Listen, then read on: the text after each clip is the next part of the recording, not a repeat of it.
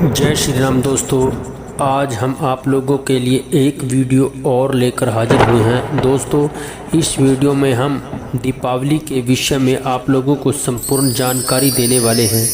भक्तों, जैसे कि आप लोग जानते हैं कि दीपावली का पर्व 5 दिनों का पर्व होता है। 5 त्योहारों को मिलाकर दीपावली का पर्व मनाया जाता है। दोस्तों, सबसे पहले धनतेरस, उसके बाद नरक चतुर्दशी, फिर दीपावली, फिर गोवर्धन पूजा, फिर भैया दूज। ये 5 त्योहारों को मिलकर दीपावली का त्यौहार बनता है। तो दोस्तों, सबसे पहले हम धनतेरस का त्यौहार 22 अक्टूबर को 6:02 से शुरू होगा और 23 अक्टूबर को 6:04 पर समाप्त हो जाएगा। दोस्तों, धनतेरस के ऊपर हमने एक स्पेशल वीडियो बनाई है। इस वीडियो के डिस्क्रिप्शन में उसका लिंक आप लोगों को मिल जाएगा, वहां जाकर ये वीडियो पूरी विधि के साथ देखें। तो नंबर 2 पर दोस्तों नरक चतुर्दशी है। ये 23 अक्टूबर को 6:04 से शुरू होगी और 24 अक्टूबर को 5:28 पर समाप्त होगी। दीपावली 24 अक्टूबर को 5:28 से शुरू होगी और 25 अक्टूबर को 4:19 पर समाप्त हो जाएगी। गोवर्धन पूजा कार्तिक शुक्ला प्रतिपदा को गोवर्धन पूजा नामक का त्यौहार मनाया जाता है। 25 अक्टूबर को शाम 4:19 से शुरू होगी और 26 अक्टूबर को 2:42 पर प्रतिपदा समाप्त होने के साथ ही गोवर्धन नामक त्यौहार भी समाप्त हो जाएगा। भैया दूज 26 अक्टूबर को 2:42 से शुरू होगी और 27 अक्टूबर को 12:45 पर समाप्त हो जाएगी। दोस्तों, आप लोगों को पता चल गया होगा कि दीपावली 24 अक्टूबर को 5:28 से आरंभ होने के साथ ही दीपावली शुरू हो जाती है और दीपावली की पूजा इस प्रकार की जाती है। सबसे पहले एक चौकी पर लाल रंग का कपड़ा बिछाएंगे और कपड़े पर माता लक्ष्मी, गणेश, धनवंतरी भगवान और कुबेर भगवान की स्थापना करेंगे। फिर हम इन सभी देवों का पवित्रीकरण करेंगे, जिसका मंत्र यह है: ओम अपवित्र पवित्रो वा सर्वस्थागतो पिवा यह समृत पुंडरीकाक्षाम साभ्रभंत्र है शुचि है। फिर सभी देवों को तिलक करेंगे और फिर सभी को अपनी श्रद्धा के अनुसार मिठाई भेंट अर्पित करेंगे। मिठाई भेंट अर्पित करने के बाद सभी देवों को वस्त्र स्वरूप कलवा भेंट करेंगे और फिर हम एक घी का खड़ी बत्ती का दीपक जलाएंगे और फिर हम अपने हाथों में अनाज या खील के दाने सभी देवों को अर्पित करेंगे और उनसे विनती करेंगे कि हे देवों, आप सभी देव अगले साल तक हमारे घर पर ही वास करना। दोस्तों, आप लोगों से एक विनती है कि आप दीपक में तेल का प्रयोग बिल्कुल भी ना करें। दोस्तों, अगर आपके पास आर्थिक तंगी के कारण घी नहीं लिया जाता या खरीदा जाता तो भी दोस्तों आप पाव घी तो ज़रूर लें और उसी घी को गर्म करके उसमें खड़ी बत्तियों को भिगो लेंगे और सभी दीपकों में एक बत्ती रख कर उनको अपने घर और अपने नगर के खेड़े, पितर, अपनी कुल की देवी, ख्वाजा जिसको जल देवता कहते हैं, या अपने गांव या शहर के मंदिर में जरूर रखें। अगर भक्तों किसी समस्या या किसी कारणवश आप लोग उनके स्थानों पर जाकर दीपक नहीं जला सकते तो भक्तों उनके नाम के दीपक अपनी छत पर ही लगाएं। भक्तों, आप लोगों से विनती है कि दीपावली के त्यौहार में घी का और खड़ी बत्ती का ही प्रयोग करना है, क्योंकि दोस्तों दीपक हमारे घर में सुख, समृद्धि और आपसी प्यार लाता है। इससे दोस्तों सारा साल हमारे घर में नई ऊर्जा का संचार होता रहता है। भक्तों, एक बात और आप लोगों से शेयर कर रहा हूँ कि शायद ही आपको किसी ने इसके बारे में जानकारी दी होगी कि हमारे हिंदू धर्म में तेल का दीपक सिर्फ यमराज को लगाया जाता है और किसी भी देवी या देवता को तेल का दीपक नहीं लगाया जाता। दोस्तों, आप अपने घर दीपावली की रात को घी के दीपक ही जलाएं। इससे धीरे धीरे आपसी प्यार बढ़ने लगेगा और हमारे अपनों के बीच की दूरियां समाप्त हो जाएंगी। भक्तों, आगे की वीडियो शुरू करने से पहले मैं आप लोगों से विनती करता हूं कि हमारे हनु एसजी के चैनल को सब्सक्राइब जरूर कर लें, ताकि हम आपको अपनी नई जानकारी का अपडेट देते रहें। भक्तों, बाद में आप लोग भूल जाते हैं और हमारे चैनल को सब्सक्राइब भी नहीं कर पाते। इससे दोस्तों हमारा हौसला टूटता रहता है। दोस्तों, हम आपसे वादा करते हैं कि हमारे चैनल पर आपको ऐसी जानकारी मिलेगी कि जो जानकारी आपको किसी भी चैनल पर नहीं मिल सकती। इसलिए दोस्तों हमारे चैनल को सब्सक्राइब जरूर करें। अब दिवाली की पूजा का शुभ मुहूर्त 24 अक्टूबर की शाम को 6:54 से रात को 8:18 तक शुभ मुहूर्त है।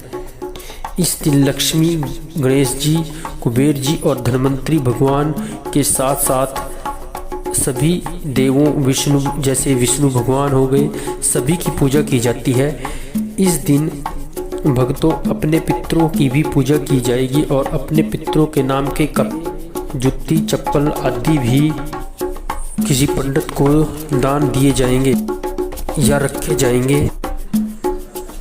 भक्तों, दीपावली कथा एक ऐसी कथा है जिसको सुनने से ही माता लक्ष्मी के स्वरूप के बारे में पता चलता है और इस कथा को सुनकर माता को बहुत प्रसन्नता होती है। इसलिए इस कथा को कथा नहीं, माता लक्ष्मी का ही रूप समझना चाहिए। दीपावली की कथा। एक दिन सौनकादि ऋषियों ने संत कुमार से पूछा, हे भगवान, दीपावली के अवसर पर श्री लक्ष्मी जी के साथ साथ अन्य देवी देवताओं का पूजन क्यों किया जाता है, जबकि दीपावली का पर्व विशेषतः लक्ष्मी का पूजन है। ऋषियों की शंका को सुनकर संत कुमार जी कहने लगे, हे ऋषियों, समय पाकर जब दैत्यराज बलि ने अपने भुजबल से अनेकों देवताओं को बंदी बना लिया तो कार्तिक अमावस्या के दिन स्वयं विष्णु भगवान ने वामन रूप धारण करके उसे बांध लिया। समस्त बंदी बनाए गए देवताओं को कारागृह से मुक्त कराया। कारागृह से मुक्ति पाकर सभी प्रमुख देवों ने क्षीर सागर में लक्ष्मी सहित विश्राम किया। इसी कारण दिवाली के दिन लक्ष्मी पूजन के साथ देवताओं के पूजन तथा शयन की भी व्यवस्था करनी चाहिए। ऐसा करने से लक्ष्मी अन्य देवताओं के साथ वहीं विश्राम करेगी। लक्ष्मी जी तथा देवताओं के शयन के सैया बिछानी चाहिए, जिसको कि किसी प्राणी के लिए प्रयोग न किया गया हो। उस पर सुंदर रंगीन वस्त्र, चादर बिछाकर तकिया तथा रजाई आदि लगा दे। तत्पश्चात सुगंधित कमल पुष्प की सैया पर बिछावें, क्योंकि लक्ष्मी जी का निवास प्राय कमल में रहता है। हे ऋषियों, इस प्रकार विधि पूर्वक श्रद्धा युक्त हो देवताओं व भगवती लक्ष्मी के पूजन से वो स्थायी निवास करती है। उनके भोग के लिए गाय का खोया बनवा कर उसमें मिश्री, लौंग, कपूर एवं इलायची आदि मिलाकर मोदक लड्डू बनाने चाहिए। ऋषियों ने पुनः प्रश्न किया, हे ऋषियों, राजा बलि ने लक्ष्मी जी अथवा देवताओं को अपने वश में कर लिया तो फिर लक्ष्मी ने उनका त्याग क्यों किया? संत कुमार जी ने उत्तर दिया, हे ऋषियों, एक बार जब देवराज इंद्र से भयभीत होकर राजा बलि कहीं जा छिपा तो इंद्र ने उसे ढूंढने का प्रयत्न किया। तब इंद्र ने देखा कि बलि एक खाली घर में गधे का रूप बनाकर समय व्यतीत कर रहा है। इंद्र के वहां पहुंचने पर बलि से उसकी बातचीत होने लगी। बलि को तत्व ज्ञान का उपदेश देते हुए काल समय की महत्ता समझाई। देवराज इंद्र और दैत्यराज बलि में बातचीत चल रही थी कि उसी समय दैत्यराज के शरीर से अत्यंत दिव्य रूप वाली स्त्री निकली। उसे देख इंद्र ने पूछा, हे दैत्यराज, तुम्हारे शरीर से निकलने वाली यह आभायुक्त स्त्री देवी है या असुरी या मानवी? राजा बलि ने उत्तर दिया, हे देवराज, न यह देवी है, न असुरी है, न मानवी है। यदि तुम इसके संबंध में अधिक जानना चाहते हो तो फिर उसी से पूछो। इतना सुन इंद्र ने हाथ जोड़कर पूछा, हे देवी तुम कौन हो? दैत्यों का परित्याग करके मेरी ओर क्यों बढ़ती आ रही हो? मंद मंद मुस्कुराती हुई वह शक्ति रूपी स्त्री बोली, हे देवेंद्र, मुझे न तो दैत्यराज प्रहलाद के पुत्र विरोचन ही जानते हैं और न उनके पुत्र यह बलि ही शास्त्रवेता मुझे दुस्सहा, भूति और लक्ष्मी के नामों से पुकारते हैं, परंतु आप तथा अन्य देवगण मुझे भली प्रकार से नहीं पहचानते। इंद्र ने प्रश्न किया कि हे देवी, जब इतने दीर्घ काल तक आपने दैत्यराज के पास वास किया तो फिर अब इनमें कौन सा दोष उत्पन्न हो गया जिससे इनका परित्याग कर रहे हैं? साथ ही यह भी बताने की कृपा करो कि आपने मुझ में कौन सा ऐसा गुण देखा है जो आप मेरी ओर अग्रसर हो रही हो। लक्ष्मी जी ने उत्तर दिया, हे आर्य, मैं जिस स्थान पर निवास कर रही हूँ वहाँ से मुझे धाता विधाता कोई नहीं हटा सकता, क्योंकि मैं सदैव समय के प्रभाव से ही एक को त्याग कर दूसरे के पास जाती हूँ। इसलिए मेरा तुमसे कहना है कि तुम बलि का अनादर न करते हुए आदर की दृष्टि से उनका सम्मान करो। इंद्र ने पूछा, हे देवी, कृपया कर यह बतलाइए कि आप असुरों के पास क्यों नहीं रहना चाहती? लक्ष्मी जी बोली, मैं उस स्थान पर रहती हूँ जहाँ सत्य, दान, व्रत, तप, पराक्रम तथा धर्म रहते हैं। इस समय असुर इससे विमुख हो गए हैं। पूर्व काल में ये सत्यवादी, जितेंद्रिय तथा ब्राह्मणों के हितैषी थे, परंतु अब ये ब्राह्मणों से द्वेष करने लगे हैं, झूठे हाथों घृत छूते हैं और अभक्ष्य भोजन करते हैं। साथ ही धर्म की मर्यादा तोड़कर विभिन्न प्रकार के मनमाने आचरण करते हैं। पहले ये उपवास एवं तप करते थे, प्रतिदिन प्रातः काल सूर्योदय से पहले जागते थे, यथा समय सोते थे, परंतु अब ये देर से जागे तथा आधी रात के बाद सोते हैं। और पूर्व काल में ये दिन में शयन नहीं करते थे। दीन दुखियों, अनाथ, बुद्धि रोगी तथा शक्तिहीनों को नहीं सताते थे और उनकी अन्न आदि से हर प्रकार की सहायता करते थे। पहले ये गुरुजनों की आज्ञाकारी तथा सब काम समय पर किया करते थे। उत्तम भोजन बनाकर अकेले ही नहीं बल्कि दूसरों को खिलाकर बाद में स्वयं खाते थे। प्राणी मात्र को सम्मान समझते हुए सरलता, चतुरता, सौहार्द, उत्साह, निरहंकार, सत्य, क्षमा, दया, दान, तप एवं वाणी में सरलता आदि सभी गुण विद्यमान थे। मित्रों ही आलस्य, निद्रा, अप्रसन्नता, असंतोष, कामुकता तथा विवेकहीनता आदि दुर्गुणों की एकता बढ़ गई है। अब इनकी सब बातें नियम के विरुद्ध होने लगी हैं। बड़े बूढ़े का सम्मान व आज्ञा पालन न कर उनका अनादर करते हैं। उनके आने पर आसन छोड़कर खड़े नहीं होते। संतान का शास्त्रोक्त विधि से पालन पोषण नहीं करते। इन सभी कारणों से शरीर एवं चेहरे की कांति क्षीण हो रही हैं। पर स्त्री गमन तथा पर स्त्री हरण, जुआ, शराब, चोरी आदि दुर्गुण अधिक आ जाने के कारण इनकी धार्मिक आस्था कम हो गई है। अतः हे देवराज, मैंने निश्चय किया है कि अब उनके घर में वास नहीं करूंगी। इसी कारण दैत्यों का परित्याग करके मैं तुम्हारी ओर आ रही हूँ। इसलिए तुम प्रसन्नता पूर्वक मुझे अंगीकार करो। जहाँ पर मेरा वास होगा वहाँ पर आशा, श्रद्धा, धृति, शांति, जय, क्षमा और विजित संगीत, यह 8 देवियां भी निवास करेंगी। अब समस्त देवताओं के अंदर धार्मिक भावना अधिक बढ़ गई है, इसलिए अब मैं तुम्हारे यहाँ ही निवास करूंगी। यह सुनकर इंद्र ने शक्ति रूप लक्ष्मी का स्वागत किया और उसी समय अन्य देवगण भी उनके दर्शनार्थ आकर उपस्थित हुए और विविध प्रकार से स्तुति करने लगे तथा बाजे गाजे के साथ उन्हें स्वर्ग ले गए।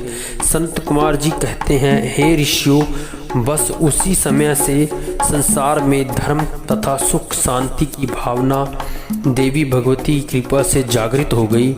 गोवर्धन, गोवर्धन और अन्नकूट पूजन विधि।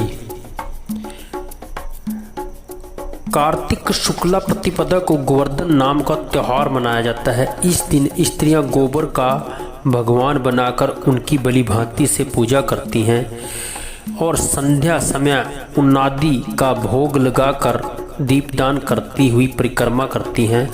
तत्पश्चात उस पर गौलाबास बाछा कुदाकर उसके उपले थापती हैं और बाकी को खेत आदि में गिरा देती हैं।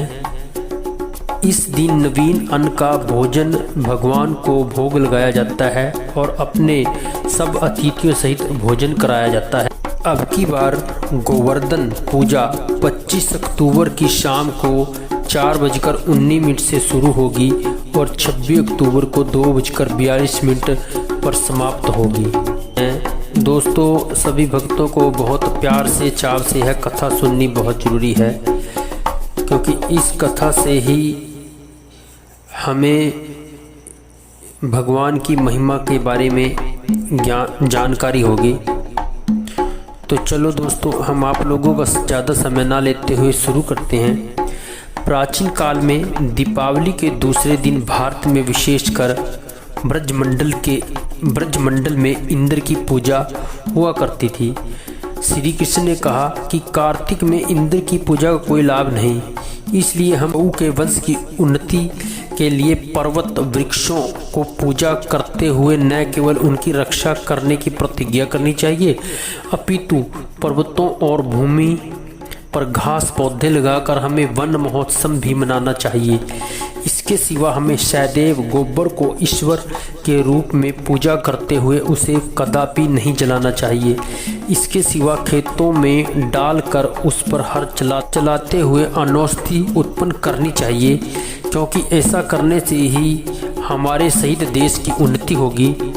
भगवान श्री कृष्ण के ऐसे उपदेश देने के पश्चात लोगों ने ज्यों ही पर्वत वन गोबर की पूजा आरंभ की, त्यों ही इंद्र ने कुपित होकर 7 दिनों की अखिल झड़ी लगा दी। परंतु श्री कृष्ण ने पर्वत को अपनी तिली उंगली पर उठाकर वज्र को बचा लिया और इंद्र को लज्जित होने के पश्चात उनसे क्षमा मांगनी पड़ी। शिक्षा। कार्तिक में वर्षा ऋतु समाप्त होकर शरद ऋतु का आरंभ हो जाता है, अतः उस समय हमें इंद्र को प्रसन्न करने की कोई आवश्यकता नहीं। इसके सिवा सर्दियों में ताप के लिए ईंधन की अधिक आवश्यकता हुआ करती है, इसलिए हमें अंधाधुंध वृक्ष पौधों और घास सहित गोबर को कदापि न जलाकर उनसे खेती कर अपने गौ आदि पशुओं और अन्न की उन्नति ही करते रहना चाहिए। यही कारण है कि हम गोवर्धन के पश्चात उस पर वादा करते हुए प्रतिज्ञा करते हैं कि हम गोबर को उपयोगी मानते हुए उसे खेतों में डालेंगे, उसमें अन्न आदि बोकर उस पर बैल चलाएंगे तथा आपत्ति काल के सिवा उसे कभी न जलाएंगे। इस प्रकार गौवंश की उत्पत्ति के लिए घास और पौधे लगाकर सदैव वृक्षों की रक्षा करते रहेंगे तथा अन्न आदि से अतिथियों की पूजा करते हुए उनका स्वप्न में भी निरादर न करेंगे। दोहा। विनयशील संतोष श्रम क्षमा दान सुचिदान, लक्ष्मी के जब अन्न दुए सुरसवे कल्याण। हिंसा क्रोध ईर्ष्या द्वेष लोभ व्यभिचार, चोर आदिक से सदा रखे दरिद्रता प्यार। भैया दूज या यम द्वितीया। यह त्योहार कार्तिक शुक्ल पक्ष की द्वितीया को मनाया जाता है। यह भाई बहन के प्रेम का प्रतीक है। इस दिन भाई बहन को साथ साथ यमुना स्नान करना तिलक लगवाना और बहन के घर भोजन करना अति लाभदायक होता है। इस दिन बहन भाई की पूजा करके उसके दीर्घायु तथा अपने सुहाग की कामना कर हाथ जोड़कर यमराज से प्रार्थना करती है। इसी दिन सूर्य तनया यमुना जी ने अपने भाई यमराज को भोजन कराया था, इसलिए इसे यम द्वितीया भी कहते हैं। इस दिन श्रद्धावनंत भाव से स्वर्ण वस्त्र आदि बहन को देने चाहिए। इस बार भैया दूज की जो सही तारीख है 26 अक्टूबर को 2:42 से शुरू होगी। 27 अक्टूबर को 12:45 पर समाप्त हो जाएगी। इसी समय के बीच में हमें अपनी बहन के पास जाना है और उससे तिलक करवाना है। तो दोस्तों, अब मैं आप लोगों को इस व्रत से संबंधित एक कथा सुनाने जा रहा हूँ, जो हर भाई बहन को सुननी जरूरी है, जिससे उनको इस व्रत के महत्व के बारे में जानकारी होगी। तो चलो शुरू करते हैं। सूर्य भगवान की स्त्री का नाम संज्ञा देवी था। उसकी 2 संतानें, पुत्र यमराज और कन्या यमुना थी। संज्ञा रानी पति सूर्य की अदीप्त किरणों को न सह सकने के कारण उत्तरी ध्रुव प्रदेश में छाया बनकर रहने लगी। उसी छाया से ताप्ती तथा शनिचर का जन्म हुआ। इसी छाया से अश्विनी कुमारों का जन्म बताया जाता है, जो देवताओं के वैद्य माने जाते हैं। इधर छाया का यम तथा यमुना से विमाता सा व्यवहार होने लगा। इससे खिन्न होकर यम ने अपनी एक नई नगरी यमपुरी बसाई। यमपुरी में पापियों को दंड देने का काम संपादित करते भाई को देखकर यमुना जी गोलोक को चली गई। बहुत समय व्यतीत हो जाने पर एक दिन सहसा यम को अपनी बहन की याद आई। उसने दूतों को भेजकर यमुना को बहुत खोजवाया, मगर मिल न सकी। फिर स्वयं ही गोलोक गए, जहां विश्राम घाट पर यमुना जी से भेंट हुई। भाई को देखते ही यमुना ने हर्ष विभोर हो स्वागत सत्कार के साथ भोजन कराया। इससे प्रसन्न हो यम ने वर मांगने को कहा। यमुना ने कहा, हे भैया, आप मुझे यह वरदान दें कि जो लोग आज के दिन बहन के यहाँ भोजन करके इस मथुरा नगरी स्थित विश्राम घाट पर स्नान करेंगे, वह तुम्हारे लोक को न जाएंगे। इसे यमराज ने स्वीकार कर लिया। इस तिथि को जो सज्जन बहन के घर भोजन नहीं करेंगे, उन्हें मैं बांधकर यमपुरी ले जाऊंगा और तुम्हारे जल में स्नान करने वालों को स्वर्ग की प्राप्ति होगी। तभी से यह त्योहार मनाया जाता है। जय श्री राम दोस्तों, आज की वीडियो में इतना ही। मिलते हैं अगली वीडियो में।